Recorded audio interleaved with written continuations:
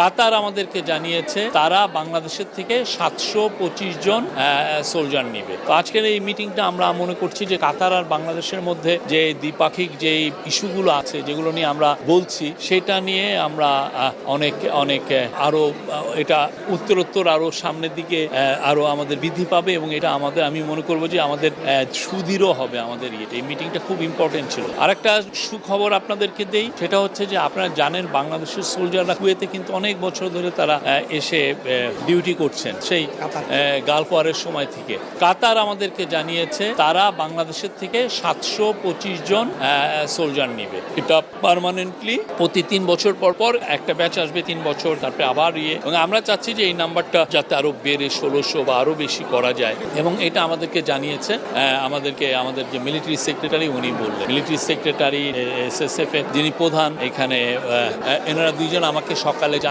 এটা আমাদের জন্য খুবই, কেননা এখানে যে স্যালারিটা একজন সোলজারের স্টার্টিং স্যালারি 2.5-3 লাখের মতো, এটা 2 মাসের মধ্যে আমরা পাঠাতে পারবো আমরা আশা করছি। এবং সামনে আমরা আরো তো অনেকগুলো ইস্যু আছে। কাতারে আমরা আরো বেশি শ্রমিক পাঠাতে চাই। কাতারের সাথে আমাদের আজকে আরেকটা বড় মিটিং হচ্ছে, কাতারের এনার্জি মিনিস্টারের সাথে আমাদের একটা বড় মিটিং হবে। সেখানে চিফ অ্যাডভাইজার নেতৃত্ব দিবেন। সেখানে আমাদের যে energy adviser doctor Fouzul Kabir Khan উনি থাকবেন, আমাদের এনার্জি সেক্রেটারি আছেন।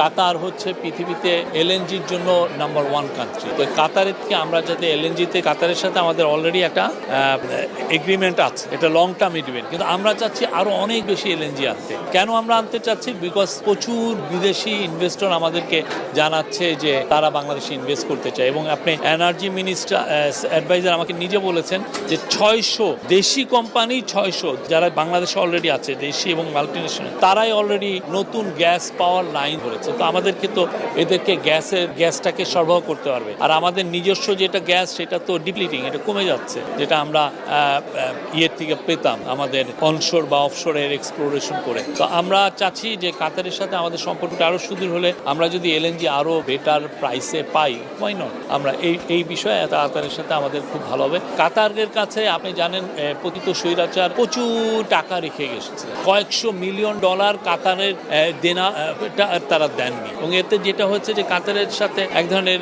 দূরত্ব তৈরি হওয়ার সম্ভাবনা দেখা গিয়েছিল। আমাদের গভর্নমেন্ট এসে পুরো টাকাটা দেওয়ার আমরা মুভ নিয়েছি। এখন বোধহয় $37 মিলিয়ন আছে। কালকে বা এই সপ্তাহের মধ্যে পুরো টাকাটা পে অফ করা হবে।